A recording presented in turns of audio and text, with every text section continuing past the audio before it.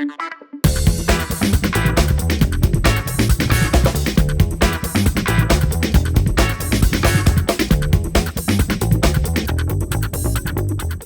and welcome to Take Your Time, a Persona 5 Royal in real-time podcast where we go through Persona 5 Royal in real time according to the game's real-time calendar, the time of which is concurrent with the timing within our own world, but not exactly the time of our own world because the time is slightly adjusted due to days in the week being off from the dates of the week, but the time still is an enjoyable one to go through. I'm your host, Jonathan Dornbush, and I'm joined by my very angry co-host, Tom Marks. Tom, how you doing? Hello, I'm doing great. How are you? I'm doing well. We're hitting episode 20 this week. We're into a new decade of numbers, as I like to call them, because I don't need to know how words work. But yeah, we're on episode 20. It's one of those things where I think every time before and after we record the show, it's like, whoa, I can't believe how much we've covered. There's still so much left to cover. And it's kind of one of those wild things of like, we're on episode 20. We're like, there's still half the game left to go, at least. It's also funny because we have to revel in these like round tens, right? Because like episode 50, like I don't know if there's literally going to be an episode 50. Like there might not be 50 weeks of content to talk about. And there's not going to be an episode 100, so like we have to savor these tens. Unless we do another playthrough. One more time! Yeah, let's do it. It's gonna be different that time, right, guys? No, we only say that. It's not all like, oh man, I can't believe we're still... It's more of a like, I love that we've been doing this, and I still have the same enthusiasm for doing this as we did like week one. Sure, yeah. And I think like getting to, as our guest last week, Barrett Courtney, joked, getting to do the longest spoiler cast of all time is just this wonderful way to jump into a game that we really love. And of course, this week we'll be jumping into the week of August 16th through August 22nd. Somehow we're already past the halfway mark, and we're going to be jumping into quite a bit of that. I'm really excited to talk about this because we're wrapping up the Futaba's Palace arc and starting to get into a lot more, but mostly just teases this week. But before we do that, we do, of course, have our housekeeping to do for the week. And that begins with a pop quiz answer from you, Tom. Yes. So last week I flipped the script a little bit, and I asked my normal palace treasure question, but instead of asking which one of these isn't a treasure in Futaba's Palace, I said which one is. 2 YouTube comments got it, Mitch and Thomas, not me, I promise. Both got this correct answer. The choices were Gold Ankh, Pharaoh Mask, Ra Scepter, or Scarab Charm. Jonathan, did you have a guess? I do, but first of all, I do want to also just preface and say Ankh is like one of my favorite words, just in terms of being able to say it, how short it is, how it's spelled, and just like the emphasis it comes with. Anyway, I'm pretty sure it's Scarab Charm. Yes, that is correct. Scarab Charm was the correct answer. I remembered picking that up, and so as soon as you said it last week, I don't know if I gave it away, but when you said it in my brain, I definitely was like, that's the answer. Don't say that. There are some funny ones in her palace, too. Like, the most expensive item that you can sell in her palace in Persona 5 Royal is called a jewel mummy. Not a jeweled mummy, just a jewel mummy. So, like a mummy who loves jewels. I guess. I don't know. It's gotta be, yeah. It's actually a mummy made of jewels? Ooh. Yeah. It's like a corpse just wrapped in, like, taped together emeralds instead of... I guess to me, though, that would lean into jeweled mummy, no? Right. I guess. Yeah. I don't know. Where does the line fall? That's what we're going to be exploring for the next hour. Jeweled versus jeweled mummy. But yes, no, thank you for that question. I love the spin on it for this the fourth palace that we've gone through. Who knows what I'll do next time? Stay tuned and find out. I'm trying to rack my brain of like how you can come up with different items, but I guess maybe you can mix up the 2 words.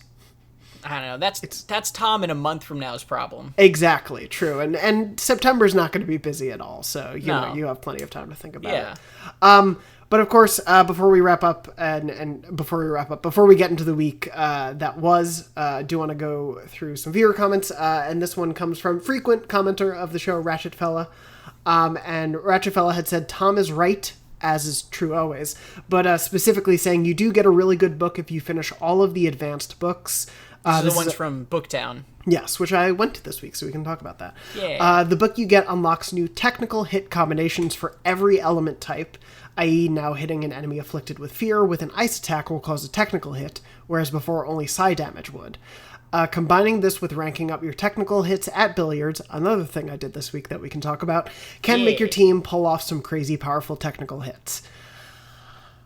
I just like the way, we talk about this a lot, but the way this game, and especially I think Royal, builds on its basics and fundamentals and makes those things just so much more layered as you go along, so that you, like, if you engage with everything the game has to offer, you can pull off such incredible stuff. Yeah, it's really true. And this is, if you only played the base game, like or only got to this point in the base game, like you, Jonathan, like this is a new book, right? I'm pretty sure this was not in the base game. And it, maybe I'm wrong about that, but I think so. And like, it's just either way, it is, thank you, Ratchet Fellow, for reminding me what the reward was, because I knew it was like surprisingly good, right? And you do have to do a lot of legwork to get through it. Like, you have to read like 4 or 5 books or something to get to this book that you then have to read to unlock this ability. So it's like, it's a lot of time to spend, but it is a very it's not just like, here's a good item that heals your team, right? It's like, it is a unique and completely different thing that is just like very beneficial in some cases. Well, you know, I think I'll be happy to spend that time since my social stats are so high at this point in the game. It feels like it's just probably going to be pretty easy for me to do all that. But, you know, we'll see how that goes in future weeks. Anyway. Wow, Tom is leaving the show. Breaking news this week. Unfortunately, Tom has decided to leave. And my new co-host, Hugh Laurie from the hit show House, will be joining me next week. This is my nightmare. Anyway, let's get in. I'm trapped in my own palace right now. A mind palace, much like Benedict Cumberbatch in Sherlock has. Yes, now we're referencing Sherlock every week. Anyway, let's get into the week of August 16th through the 22nd, aka, as you've wonderfully written in the run of show, Futaba rises and Medjed falls. Yeah. I like the drama of it. So I think the way we're going to go through it is essentially the beginning of this week is pretty much free time, and then the last 2 days are kind of where the story happens. So we'll go through our free time, talk about what popped up in there, and then get into the story implications of everything. Sounds of those great. Last 2 days. But let's start off with free time. Tom, what did you do on August 16th? August 16th, I leveled Makoto, which was a very funny thing because she was like, meet me in the student council room. You can sneak in through the back. And so we like met in the student council room, even though school is closed, but that's fine. So that's progressing her story a little bit. And then in the evening, I leveled Chihaya because I am still trying to, I believe Chihaya is now 4 for me. And by the end of the week is ready to be 5. And 5 is the point where you get that, that ability that lets you like put social stat points into people for money. Okay. And that one's just useful to get early if you can. I really need to. I've been ignoring her for some reason, but I really need to. It's because she's like kind of like she takes a long time to unlock and money to unlock, and she's not like the most interesting character. I don't know. I like Chihaya, but also Chihaya is not nearly as like fun as some of the other people, I guess is the right way to put it. Not that she's a bad character, just that she's for like, sure. It's like she's very hostile towards you at the beginning, and it's like very weird. You do have to do a lot to unlock her too. You got to get the Mementos request and $100,000. It's a big barrier. It's a lot. Yeah, I as this week will show, I was spending a lot of time with someone who I didn't spend any time with in the main game because I was enjoying the storyline. But anyway, actually speaking of in beginning this week, I started the week off on August 16th by maxing out Yusuke. So I am now at max rank with Yusuke. Whoa! Congrats. And yeah, we'll talk about that story someday. But yeah, I'm far behind on that, so I'll catch up. I'll try to start prioritizing him a little. It mostly was just that he was available when a lot of people weren't during the days the last couple weeks, and so it just made sense to go for his because it was always an up for me. Like there was never one where I had to like juice the numbers a little bit to get to him. Sure. It always worked. So I maxed Yusuke out. And I also just want to say, I was really bad at maxing out confidants in my first playthrough. I think I maybe maxed out like 3. Wow. So I'm already like at that number in this Royal playthrough. You have pushed me to be a better player, Tom. Thank you. Good. The confidants are the best part. I know, it's so weird. I love this game like crazy, and also I haven't seen most of it, it turns out. Stop going to Big Bang Burger and hang out with Takemi. The amount of times I think I studied, didn't even read books, just studied in the first game. What was I doing? It's okay. Anyway. Everyone can play the game the way you want to play it. Exactly. And then I spent the evening ranking up with Hifumi, so that was us visiting Booktown, which I had technically already discovered because of the Makoto hangout, but this was the event that you had talked about last week. But we ran into like another Shogo player, her sensei, I think it was, or just someone above her in rank. Yeah. Her I can't remember anyway. I can't remember the exact word she uses. But yeah, we'll discuss her confidant line at some point as well. But so I ranked up Hifumi in the evening, and this was not the only time I hung out with Hifumi this week, as will become clear as we go on. But let's move on to August 17th. And Tom, what did you do on August 17th? I leveled Yusuke, which was the church scene, without going into too much detail, which is very weird and fun. Let us pretend to be Jesus. Yeah, the like posing scene. Yeah. That's what you do when you go into a church. Yeah. I went to Catholic school for 13 years. That's what we did. Yeah. And then that evening I leveled Hifumi. I hung out with Hifumi a decent amount this week too, because she does just get you sort of useful things. Yeah. And also I like her story a little bit, and I like her as a character a lot. Yeah, totally.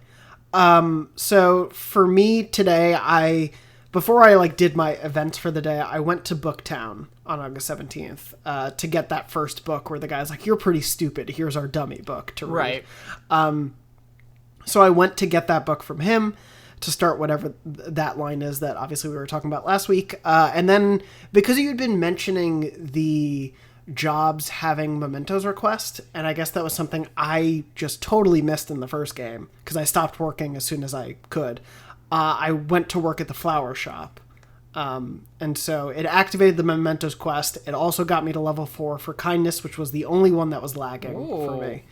And then in the evening, I on the side, because I wanted to keep better track of these, I did the crossword, I fed my plant, and then I played darts specifically with Makoto, and got her to rank 3 with darts, but then nice. Ryuji and An were there as well. And man, as soon as I realized the trick of darts being if you let them win, it auto goes to rank 3, basically. If you let them do the winning thing, it makes darts, one, more fun to do the math in your head as you're going, but two, just to it's so satisfying to do one and done kind of dart sessions. Yeah, the only thing that's annoying about darts is that you can get 2 people maxed to rank 3 every time you do it, but you only get to pick the first person. Yeah. So you get into this annoying situation. You'll find this annoying situation as we unlock the next party member as well, where you might have 2 people out of the 6 that you need to get ranked up, and so you pick one of them and then the other one doesn't show up, and then you have to I literally did this once where I was I saved right before darts and did it 3 times until the right person randomly got picked, because it's it saves you an entire evening to do it that way. So it seems worth it to try, and it's just a little bit annoying. Yeah, it's similar to Jose. It's one of those things that they added that's really cool, and I love the addition, but also they added just a little too much randomness to how it activates, and it's oh, okay, fine. Yeah, I think right now, other than Makoto, the only other party member who wasn't at rank 3 is Ryuji, and so when he showed up, I was super excited, and then I finished playing with Makoto, and then An was like, "Hey, we should play," and I'm like, "God damn it." But I didn't even think about the saving beforehand and kind of goosing that to make it work. Yeah, but you gotta save scum. Yeah, that's a good call. Very funny little thing though, as I was going into the darts and billiards hall, Akechi is standing outside, and it's just one of those funny things where Akechi is just standing there, just waiting around, and it wasn't to hang out, he wasn't available that night. But he's like, "Oh, it's so good to see you. Unfortunately, I'm really busy and I have to go to work and have to get going, so I'll talk to you later." And then just stand there. And like, I know that that's just, you know, the reality of how the game is made, but it was just this really funny thing of him being like, I really need to go. It's also funny in that context too, of like, he is so suspicious of you all being a group, and like then you just all roll into the darts place together. Yeah. It's like the amazing little... It makes sense for the characters, but yeah, it's that funny thing of like, of course he's not going to leave, but yeah. It's where story meets game, right? Exactly. And it's just like, it's not a problem. It's no, funny. not at all. Yeah, it's a funny thing. Is including, I don't know if you want to mention or do you want to save the text you sent me of the video? I didn't know if you wanted to mention that. the video of just Yusuke very slowly eating Pocky.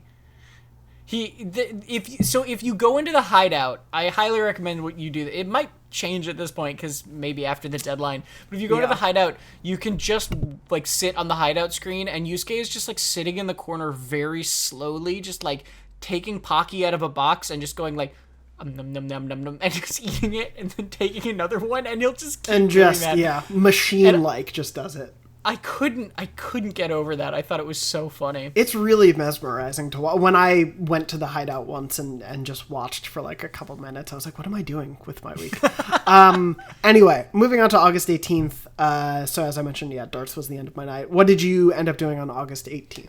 So this was the bulk of my week because I went to Mementos to finish off the 4 Mementos requests that I had, and then also to finish out all of the stamps on the last area that I did, because I kind of figured this was the conversation I was having before, right, of like, do you go right before or right after the deadline?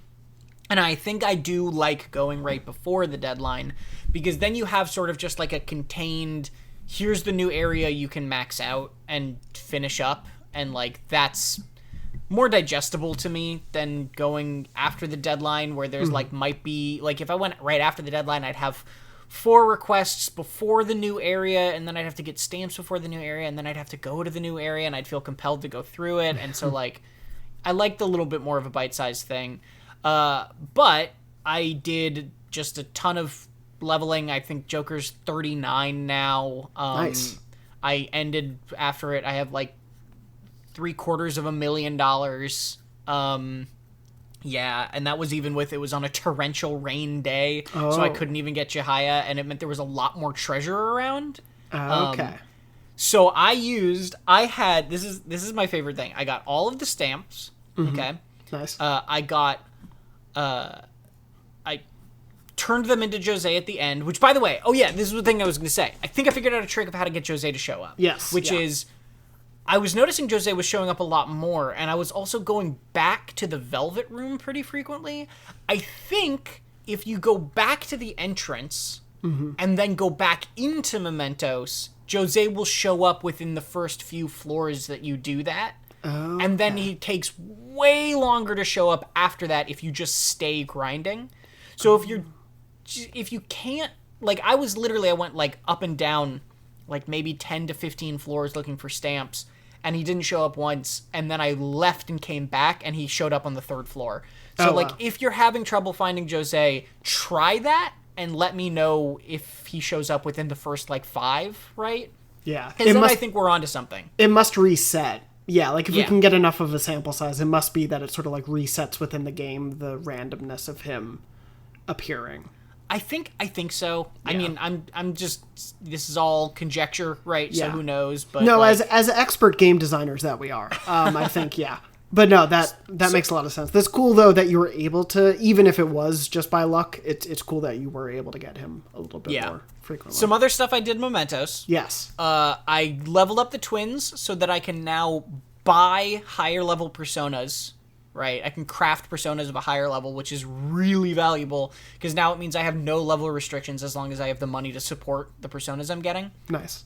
Which you do. Yeah. Because of torrential rain, I had 18 lockpicks, and I used 18 lockpicks. Oh my god. Wow. I literally found 18 locked chests while I was there. One of the other things that I grinded while I was looking for Jose and stamps is I got all of the aluminum sheets and liquid mercury that you need in order to make the perma-pick. So... to make the what? The perma-pick? Do you not know this? Anyway, I host a Persona 5 podcast, but so if you get 20 I don't aluminum remember sheets, this. which are like fairly common in this level of Mementos, and Yeah. then the jury's out. Something on the internet said that you can only get liquid mercury. You get liquid mercury really rarely in Futaba's palace, and you can get it in the lair of Mementos that opens up after her palace. But then I think because it was like torrential rain, it was making the chance of getting liquid mercury on the palace level or the Mementos level is already on pretty high. So you need 10 of those and 20 aluminum sheets, and then you can craft a pick that never breaks and you never have to craft picks again. Or, in my case, you get Kawakami to craft a pick that never breaks. Man, I don't know if I ever if I did, I don't remember that at all. Yeah, in the first so now I thought it was incredible. I literally found exactly 18 chests, locked chests, and had exactly 18 picks, and then found exactly the materials I needed to never need picks again. And I was like, great, this is good. I love it. That's amazing. Also, I do want to just, for anyone watching the video version of the show, I was not just dying. My coffee just kind of went down the wrong pipe. So we're okay. For the audio listeners, doesn't matter at all. And then that evening, I just hung out with Chihaya. Okay. Man. That's a very, very, like, that's probably one of the most productive Mementos sessions I've heard of. That's really good. It was pretty nuts. Getting all of those stamps, buying out Jose, getting 18 chests, getting enough materials for the permapick, getting 2 or 3 levels with the twins in the Velvet Room. Yeah, it was wild. So how do you level them up so frequently within one go? Just so a lot of where we're at right now, like this is the thing I don't like about the twins is that it's very easy to just not know that you're able to level them up yet. But like we have access to the personas you need to level them up to like get them the right thing or whatever. Okay. Basically through like their level 7 or 8 already. Oh wow. Okay.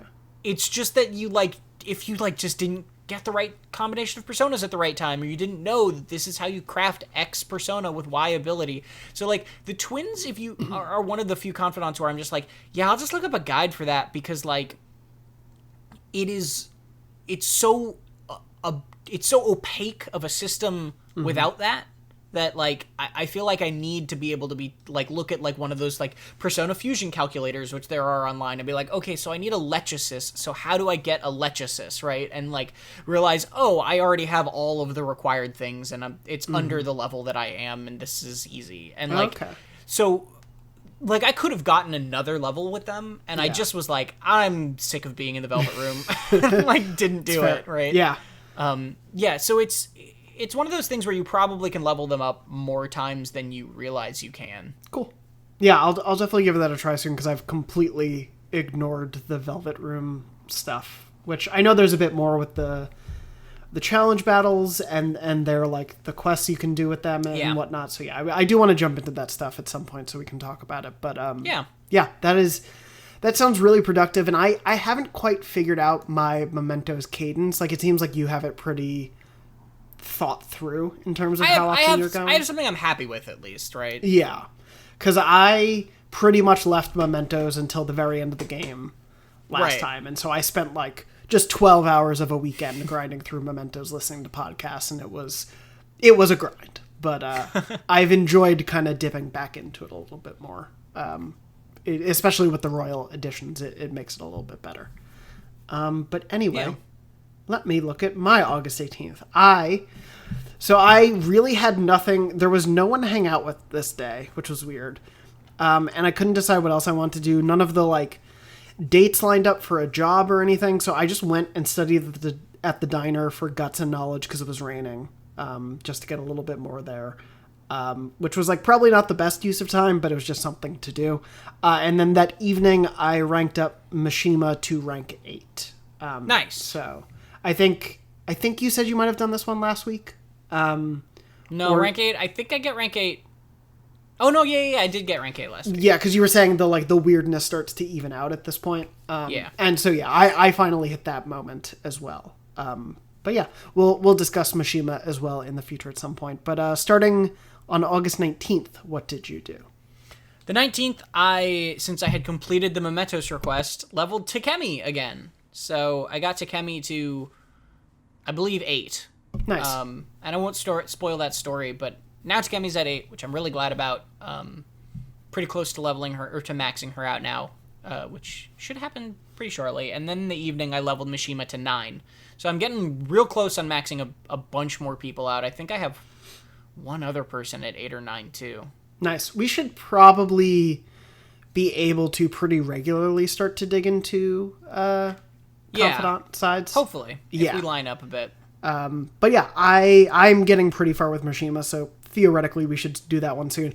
I can't, still level up Kawakami. Every evening that she would normally be available, it shows her on the Yongan Jaya, like, as an option grayed out, and every time I call, she's like, I'm busy right now, sorry, and I'm like, god damn it, because I can't go to the school.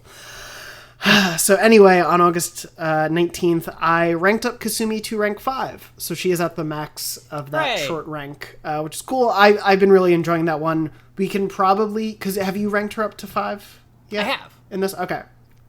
We could maybe talk about that one soon then. But I've been really enjoying that one and getting to know her. And then in the evening, I was gonna go play billiards, and then the guy was like, have you read the Billiards Book? And I was like, no, I forgot to buy it. So I went to go buy it and read the Billiards Book that night.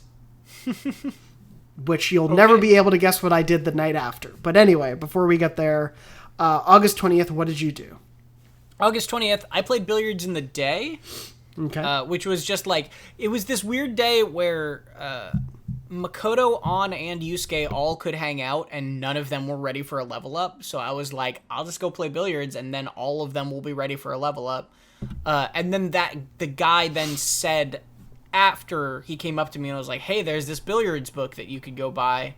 And so I immediately went to the sports store and bought the fancy billiards cue and the billiards book, and I'm going to read that before I go play billiards next time. And then that evening, I leveled Hifumi again. So, getting deeper into her story. We had the same day. I did actually play billiards during the day and then ranked Hifumi up to rank 5 that day. Nice. So did the exact same thing. Yeah, so since I had read the billiards book, I thought there was going to be a mini game, but it just is like a cutscene that plays out. But it was very funny of like, all your friendships go up and you get a little bit more of the technical stuff, which we can talk about maybe after you've read the book, just to like make sure it's at the even place. But yeah, it was a very funny, like, I was ready for a dart style, like, okay, I'm going to have to move the controller in some weird way. And then it's just Joker showing off, but it was fun.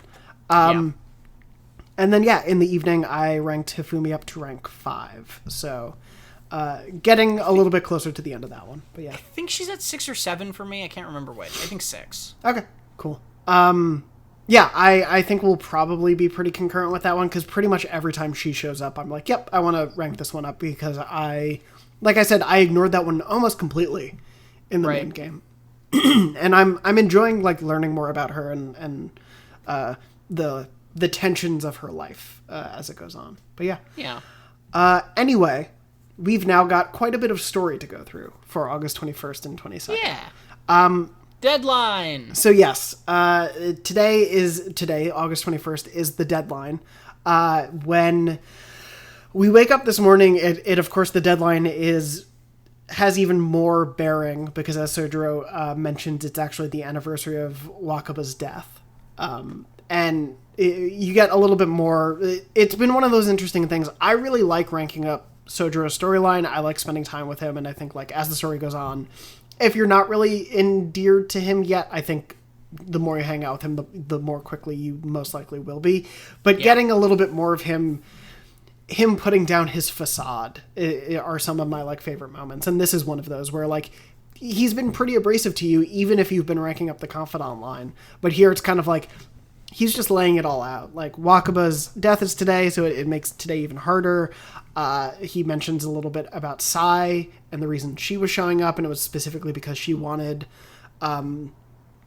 more info on Wakaba's research, which kind of brings things a little bit together. And on the research too, like, at this point, you know what the research is, but Sojiro's like, you don't need to worry about that, and doesn't tell you, but you already know it through Futaba. So it's this, like, funny little thing where he's still kind of keeping it a little bit secret, not for, like, nefarious reasons, but, like, you already are clued in through other means he doesn't know about. Yeah. Well, it's also more realistic that he doesn't just, like, lay everything out all at once, because he is, you know, growing warmer to you over time, and also it makes it less feel like a lore dump, like exposition in the middle totally. of the thing. But anyway, you're continuing to have this conversation. He also, again, peeling away the layers of his, like, more abrasiveness or more not wanting to let you in, also lets you know that he feels like Wakab's death, he doesn't believe it was a suicide. Like, he feels like there was something more to it. And you're having this pretty emotional conversation between the two of you, which is probably, you know, some of the most heart-to-heart that you've had so far. And Futaba just walks into the cafe. Yay! And she walks in. She's finally awake, which, you know, for me, it's been a week. For Tom, Futaba's been asleep for a month. Yep, basically. So she finally wakes up, and the first thing she has is a cold cup of coffee. And I love that just immediately she's like, you can't serve this to people. What is wrong with you? Like, just immediately she's in. And it's the cup he put out for Wakaba. So it's like, she just immediately walks in and drinks her mom's, like, coffee. And it's like, aw. Yeah, there's a lot of sweetness to it. And I really, really love this scene. And watching it back, I was kind of, I knew I was, like, very touched and emotional about all of this, but watching it play out again, kind of knowing the full breadth of the story and everything, I really appreciated just, like, the small moments here as they come up. But yeah, she arrives, you're having coffee, she's just kind of enjoying her morning, and we're like, can you help stop Medjed like you said you were gonna, because it's the last day and we're about to be in trouble. I also love in this moment too, Sojiro is so cute because he starts, like, tearing up.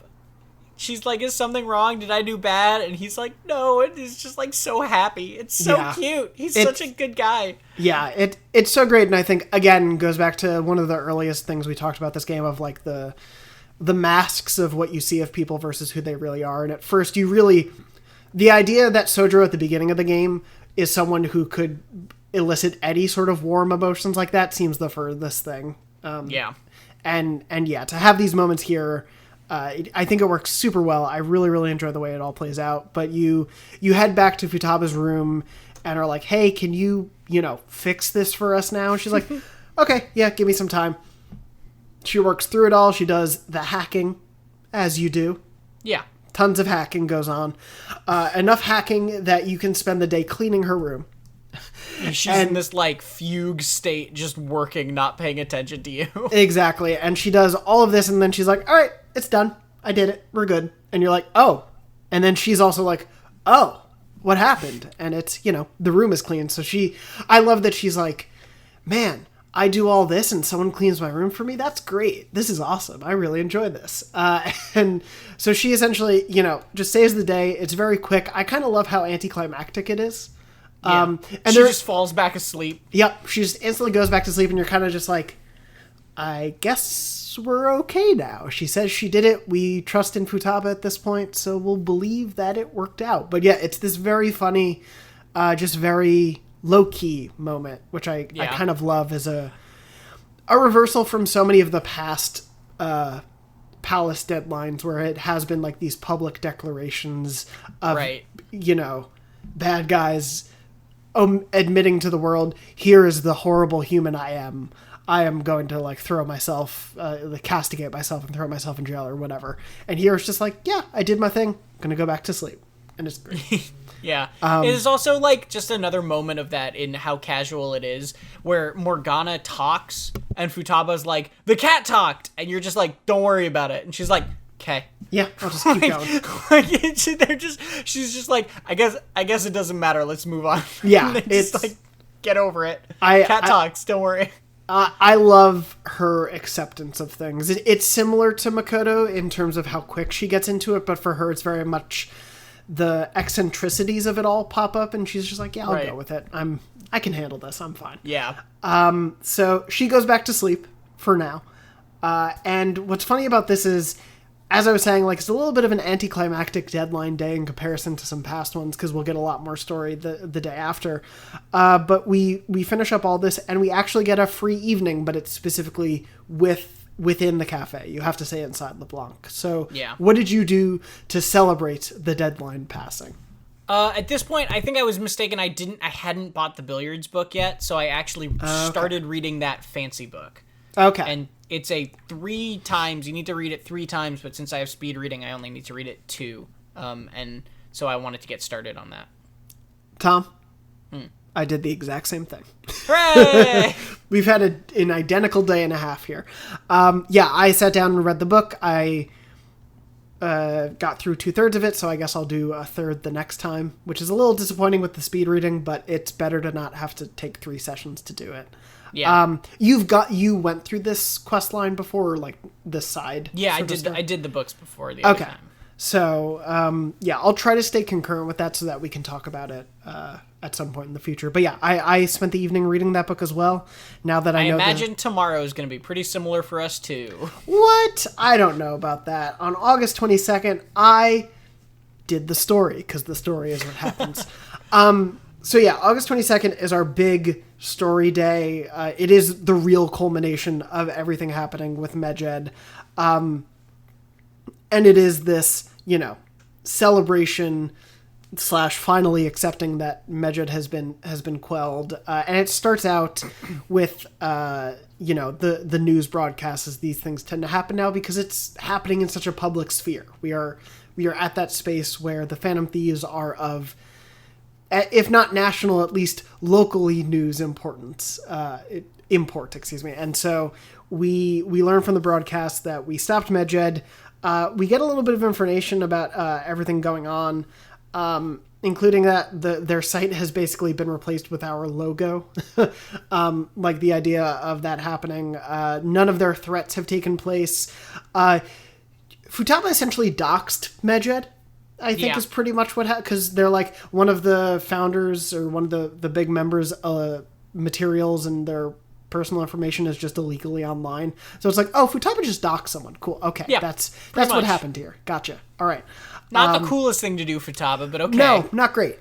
But she's new to this side of justice, so we'll teach her about how to be a Phantom Thief, which comes up later in the day. But that's not the only sort of big news for the day. Continuing again, another thread that's been ongoing. Shido, the bald man with glasses, appears on the newscast, and he essentially, this is, I believe, the evening news, and he's sort of decrying who the Phantom Thieves are, and the, more specifically, the government's approach to it. And essentially on the news is like, I think we need to institute a new government.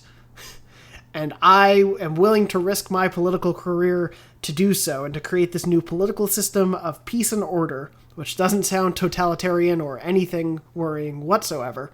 And he's basically making this big, pretty important declaration of his intentions to the masses.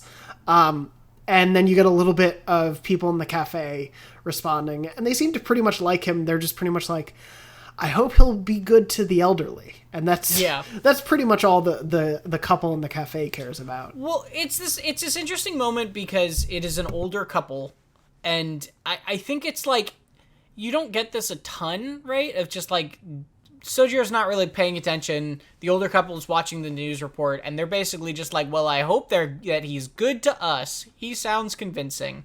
And I think it's basically just there to represent, like, it's kind of stiff dialogue, right? It doesn't really mean much, but I think what it represents is essentially this showing you that, like, the general public kind of is cool with his ideas as long as they help him, right? Like, that's what it's meant to show, is that he's getting buy-in from random people, because random people are only worrying about themselves. And, like, that's, I think, why that moment happens at all. Absolutely. No, I 100% agree. I think it's a stand-in, and as silly as it sounds, it lets them have that within the scene without having to, jump to a more public space or a different scene and have to animate this whole different thing and deal with all that, when they can get the point across, as you're saying, of like, the general public is just kind of cool with this as long as he's okay to them. As long as it doesn't hurt them, they're okay with what he's saying. Right.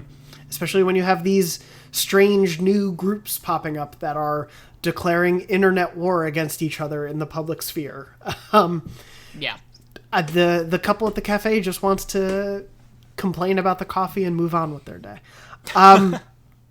Anyway, this is just the very tip of kind of what happens throughout the rest of the evening. We do get our, as always, fast forward to the future, indeterminately in the future. Our bond goes up with Sai a little bit in the scene, and she interrogates you a little bit about the whether we were worried or are concerned about the other metaverse user at this point. It's still the vagaries of things because we don't have a full understanding of both where the scene is taking place, maybe some of the information they're discussing, but it's beginning to make that, I think, a bit more of a prominent concern.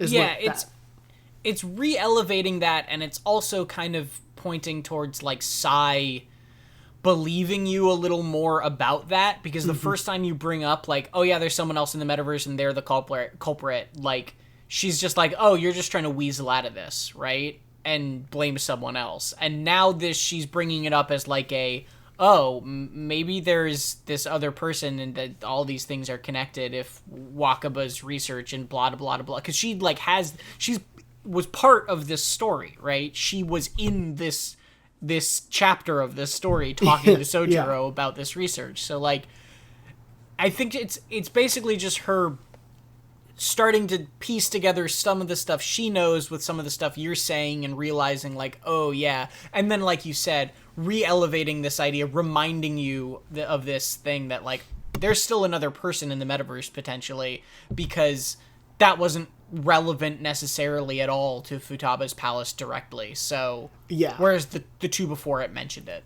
Yeah. This other user is not a factor in the Futaba Palace arc, but yeah, even at the very end of Kanashiro's palace, that was a thread that came up, but Futaba is very distinct from the pattern that we were getting. And as we've said, just to kind of look back on it, I really appreciate that this palace comes in where it does, because it breaks up the flow, it changes things a little bit at a place in the story where it feels like you might be getting into a repetitive pattern, this flips it a little bit. And introduces things in a fun, different way. But yeah, we get a little bit of that conversation between them. Our rank with Sai goes up a little bit, and then we learn that our new target is Okumura. Yeah, CEO of a food company is what they say.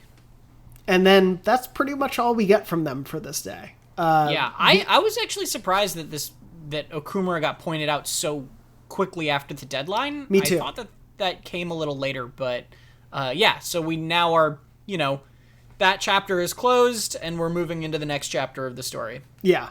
And there's not much about Okumura through the rest of this evening, but we'll get to that in due time. But before we finish up this sort of arc of it, there's two important scenes, essentially, one with the Phantom Thieves and then one with Sai and Akechi. Let's start with the Phantom Thieves side of it. The group is all, gathered together in their current hideout, aka our bedroom, and we're all sort of talking about Wakaba's research and the truth of what happened, and the revelations that Futaba finally had, and all of us come to understand that events as they were told to Futaba and Sojiro and the story as it exists is maybe not the full truth of the story, and there may be more to that there, especially if what she's dealing with is kind of related to what's going on with us. Right. In terms of navigating the metaverse and the science spelled differently, which is the best way I can reference it without having to spell it every time. Or I could make it terrible and say science every time, but I feel like that's Please awful. don't. So anyway, we talk a little bit about the science, and we ask Futaba for a little bit of information, and Futaba, still, not a full part of the group, kind of ignores us. She's there, but she walks away. She goes to heat up food. She's more focused on just recharging her batteries, as Sojiro put it a few days ago. And this is, again, one of those fun little scenes where we're talking about things we thought we knew, trying to understand things and trying to bring Futaba a little bit into it. And we're like, well, at least we've taken care of Medjed. And she basically reveals that, oh yeah, I founded Medjed. That was me the whole time. Back then, when it first started. Not the current Medjed. She says back when she was known as the Hacker of Justice. Yes. Classic catchphrase nickname that we all would love. She has experience doling out justice. It's just a much more brutal doxing kind of justice. Yeah. Just a general stance of the show. Don't ever dox anyone. Anyway, she reveals that she founded Medjed, and I really loved this piece of dialogue from Ryuji, who says to the whole group, Futaba was the real Medjed, and we were freaking out over some weak-ass dipshits. And that's like pretty succinct way of putting it all for the week. But she, of course, reveals that like Medjed essentially, she kind of let go of that identity. She took on the Alibaba identity. Medjed was kind of taken over as the group grew, and the sort of network that it became was other people that she wasn't really involved with at this point. So the Medjed that was taken down wasn't her, but it was easy for her to take them down because it started with her. Is kind of the way it works backwards. And so, getting over that little bit of a funny revelation, which I loved. And it was really funny because all of last week I was like, I thought we find out she's Medjed. Why didn't that happen? And I was like, oh, it's this week. We asked her to join the team, and as we were saying earlier, like with Makoto, she very quickly gets the hang of things. It's just like, yeah. And they're like, oh, okay, we're just in it now. Cool, she's part of the team. But we also know that we need to... Clearly, there's a little bit of a disconnect for Futaba in terms of hanging out with a group and being with people and socializing in that aspect. And the team wants to get her to feel more comfortable with everyone and get to know her a little bit more and feel like more a part of the group. So we decided that we should all go to the beach and celebrate and get to know Futaba a little bit better with the group. She does not like the idea of doing this. And your responses to her are like, you'll be able to get through this. Like, don't worry. You're basically just like pushing her into the deep end, kind of.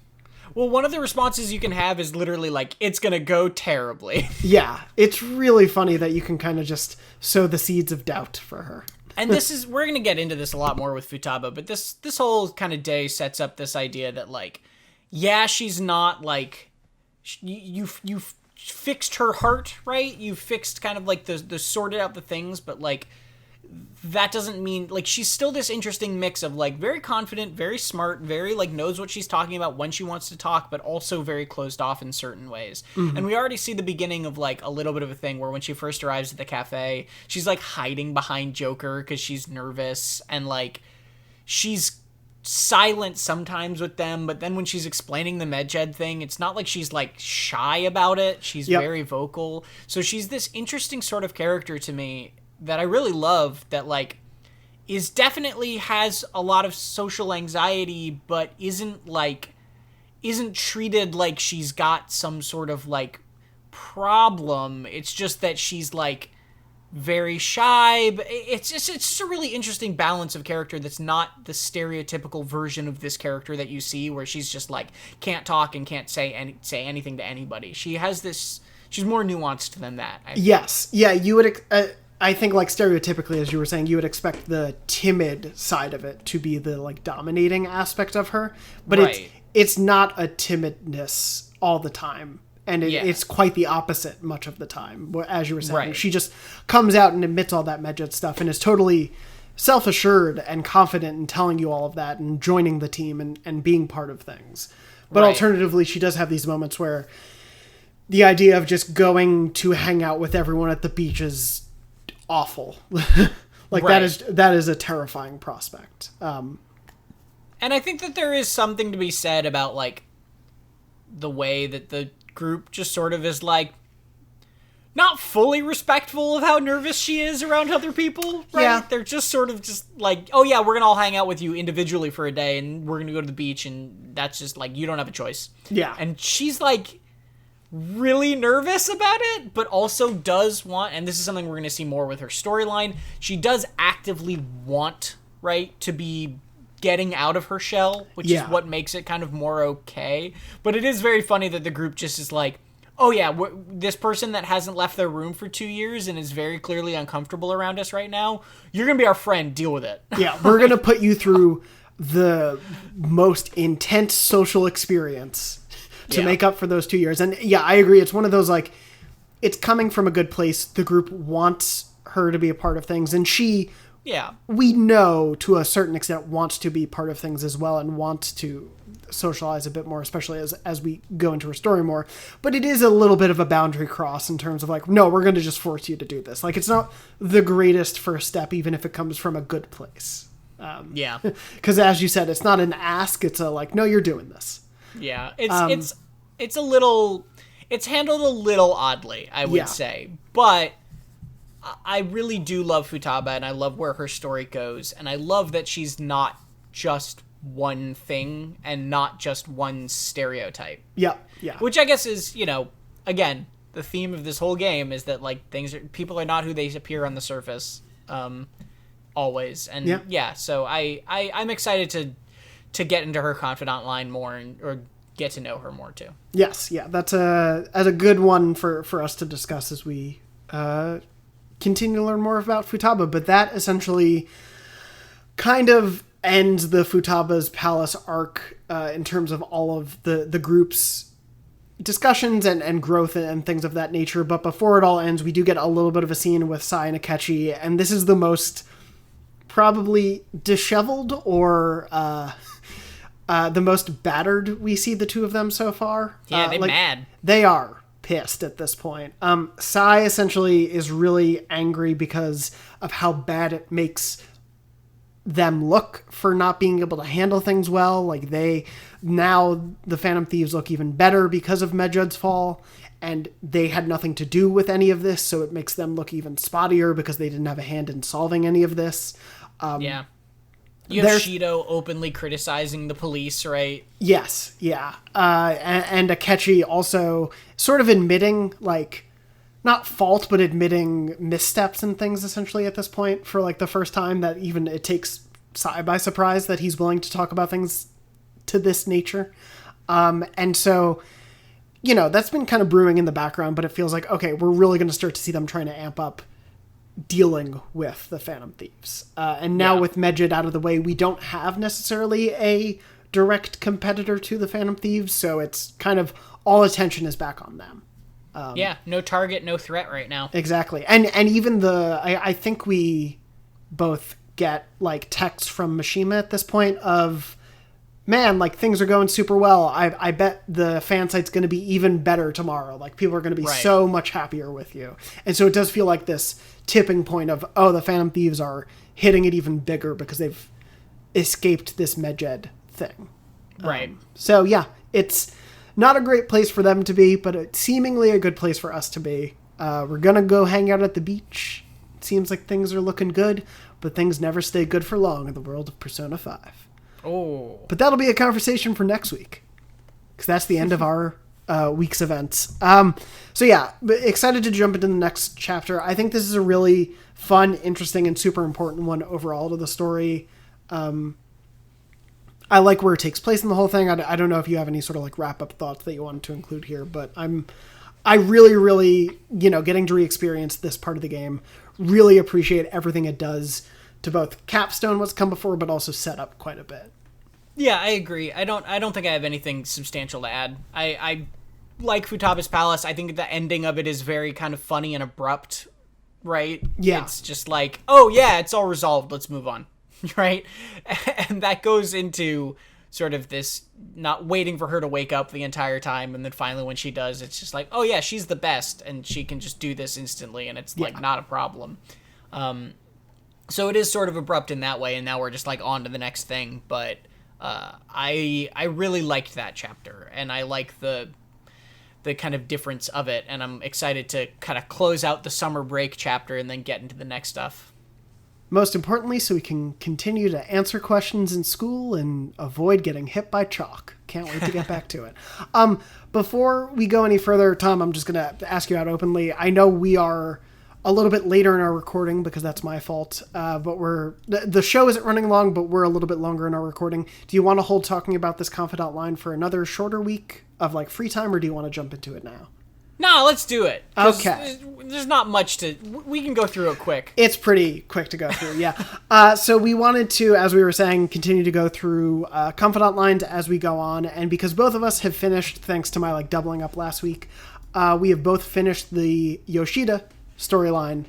We thought we could talk a little bit about this confidant line. And as you said, it's kind of easy to go through because not only is it super separated from almost everything else you're doing, but it is probably one of the more repetitive confidant lines in the whole game. Yoshida is a funny character because compared to some of the other characters in the game, Yoshida's personal story is very interesting, right? To me, at least. I think it is a genuinely interesting story in pretty much any other context than the one it is presented in. Yeah. And to Joker's story, it means so little it is almost laughable, right? Yep. And that's the disparity to me, is I think Yoshida as a character is actually interesting. I think the stuff he goes through is actually interesting, but I just, as a confidant line, don't care at all. Yeah. And that's unfortunate, I think. It's a weird sort of tricky thing. I'm glad you don't have to, I'm glad that this one doesn't take actual social stat points and that sort of thing, and that you can kind of just routinely be like, all right, Sunday evening, I'm just going to do this until it's done, because, yeah.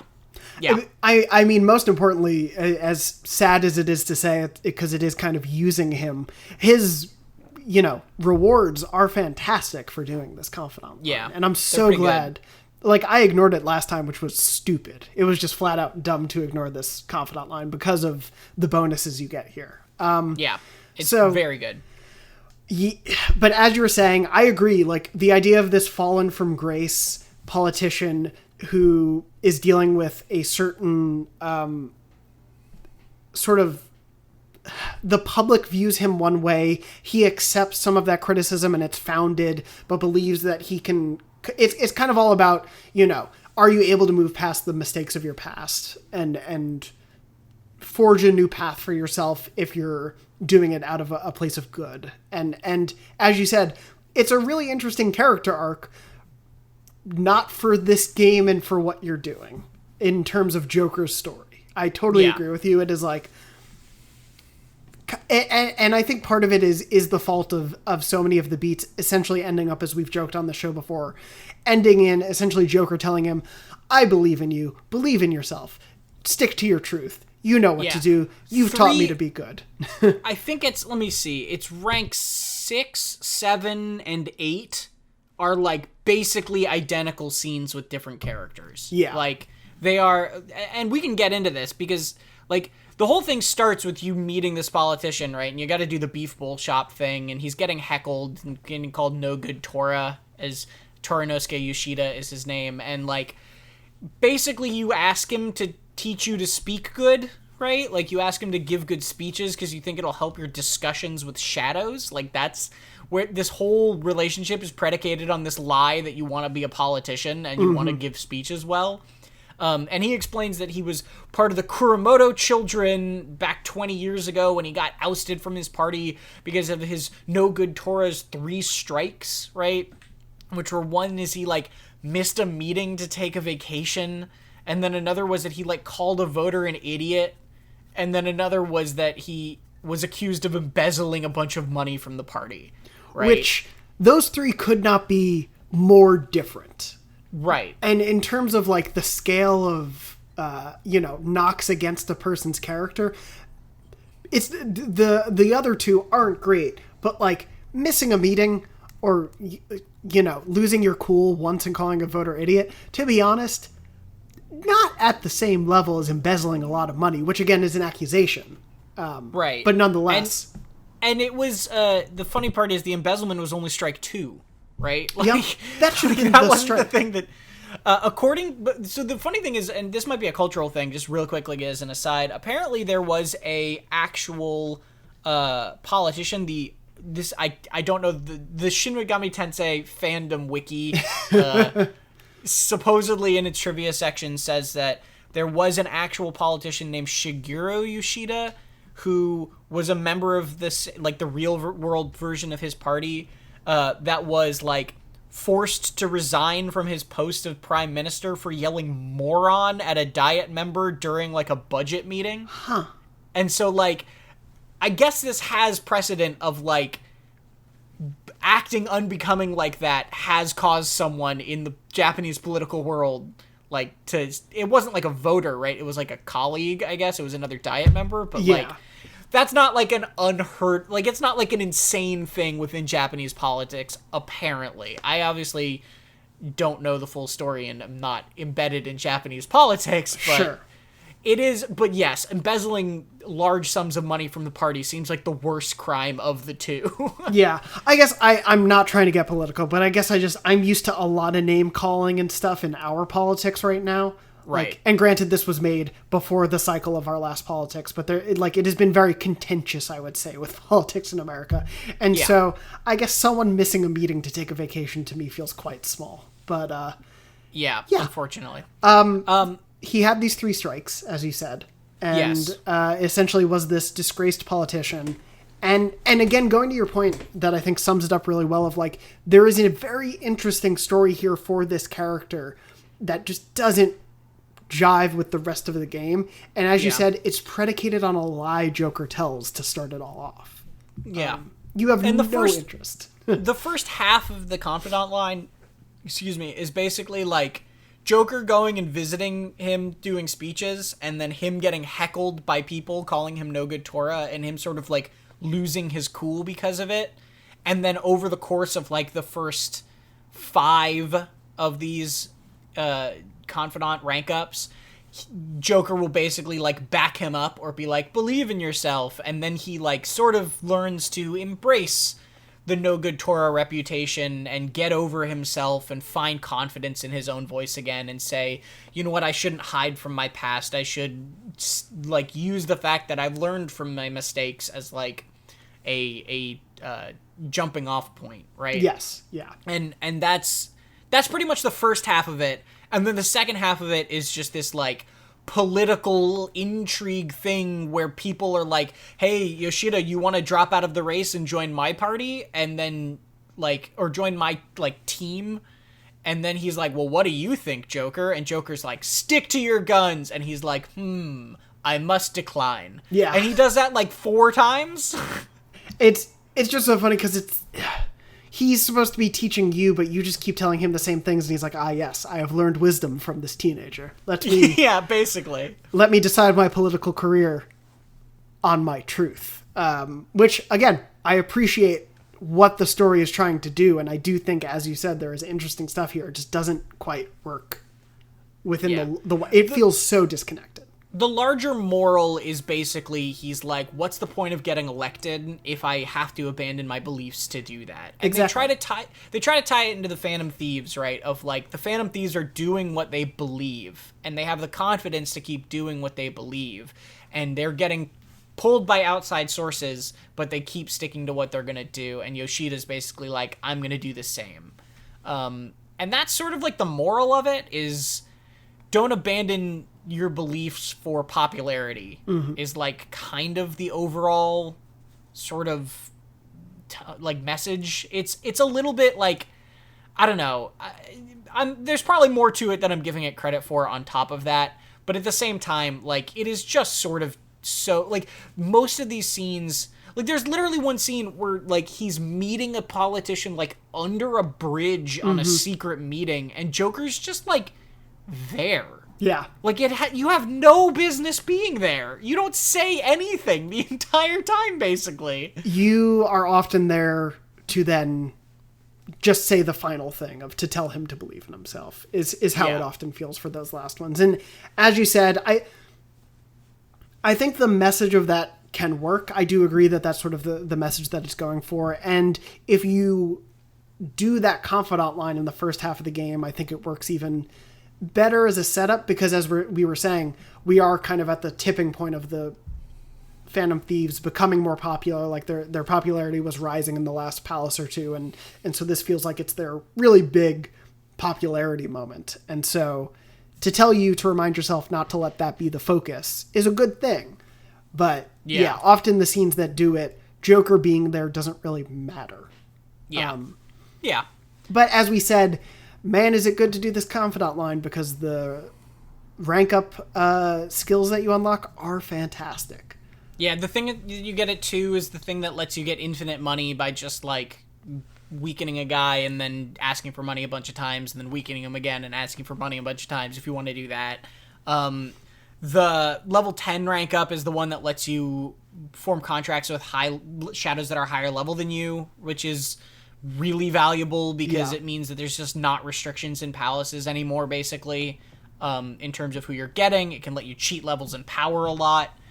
So that one's really good, too. I guess we should also talk about the end of the confidant line. Yes. Basically what happens being that it finds out that the Kuromoto's children guy, the Kuromoto is, like, splitting from the party that they are, and then the other guy that's trying to win his favor is like, if you join me, I'll let you accuse Kuromoto, who's actually the one who embezzled the funds. And he sets up this speech for Yoshida to do, and then Yoshida just doesn't, like, accuse the guy. But then the guy gets outed anyway, and then everybody loves Yoshida because he's found his confidence, but also, like, he's quietly accepted false charges for 20 years, which is apparently, like, an admirable trait, I guess. Yeah, I think the idea of it is, like, because essentially, he stayed silent for 2 decades about a thing he didn't do, and took the fall for another person. And, I guess the idea would be that morally, rather than trying to, like, finger point and turn it into this whole debacle, he just lived with that and went on, but... Kept sticking to his guns. Exactly. But it's a pride thing, I think, too, a little bit, but okay. Yeah, and so the embezzlement truth comes out, and the last couple confidant moments do kind of get him on the upswing of how people feel about him, and this kind of crystallizes that of, oh, okay, maybe he is good, maybe those 3 strikes really aren't what defines him as a person. And then at the end of it all is like, I think, you've learned all you can from me and I've learned from you. And now you can continue doing your work as a phantom thief. Yeah.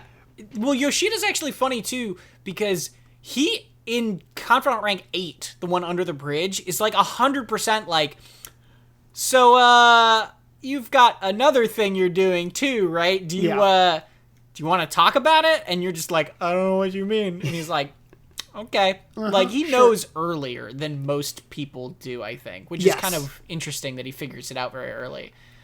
He also says in rank 10, when he, like, finishes up and is like, there's no more I can teach you, he literally says, quote, "You are now an expert at giving speeches." And it's like, Yoshida, I haven't given a single speech. You didn't teach me anything. Half your confidants, I don't, rank ups, I don't talk. Like, what do you mean I'm an expert at giving speeches? I mean, I think the answer there is that sometimes the best speeches are the ones you never give. Okay. I'll buy it. Yeah, it's silly. But overall, I do like, I think someone had suggested a few weeks ago, and forgive me, I should give credit and look up the comment for next week's show, but I believe someone was like, it'd be cool if you all kept a running tally of your confidants and your favorite ones. I think if we want to, like, have a ranking of confidants right now, it is definitely Ryuji and Yoshida. Yeah, that's easy. We haven't gotten too many to go. Not that I'd put Yoshida, like, I don't know. I'm not going to, like, say he's a terrible confidant line, because it is an interesting story to him, but it is not the most interesting, like, in terms of Joker. I think, honestly, this helps me crystallize if we want to go through with sort of specific criteria for how we do our ranking. I think the 3 facets in my mind would be, 1, the story itself and how interesting it is. 2, how that story ties into the wider game. And 3, the skills that you get from that confidant rank. And makes sense to me. As you said, 2 out of 3 are pretty good. Just the one that kind of is, what's the importance of it all? Not as good. But yeah. Anyway, that is pretty much our feelings on Yoshida's confidant line. As we said before, let us know how you felt about that one, if you finished it, or if not, hopefully we didn't just spoil everything for you and you skipped ahead. But we will continue to talk about confidants, give our ranking overall for how we feel they all stack up to one another, and continue to jump into those as we explore more of the game. But that's pretty much the week's events. So before we wrap up, let's just quickly go through our pop quizzes for the week. Tom, I'll start with my Persona pseudonym for you. I wanted to give you an easy one out of the ones left from Futaba's Palace, because that was pretty much all that was left. So hopefully you get this one.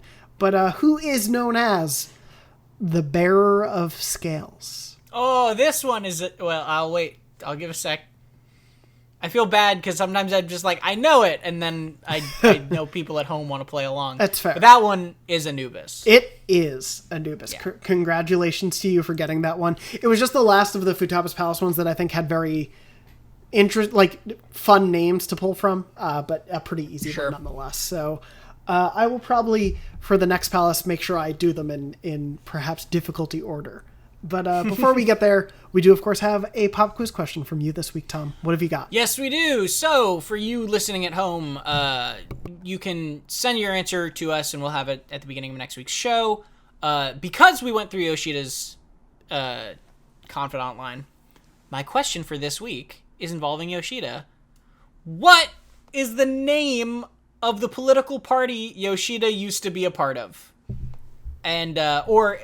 more accurately, that you find out it's the name of the Kuramoto children and Kuramoto's party, which is what he is now ousted from. So what's the name of that party? It is, I will say, related to a real-world Japanese political party, but not named the same thing. So it is a little different if you know Japanese politics. It might not be what you're thinking. Cool. Anyway. Well, we'll have the answer. Question. We'll have the answer to that question at the beginning of next week's show, but that is going to pretty much wrap us up for this week's episode of Take Your Time. Tom, thank you so much as always for joining me for this wonderful show.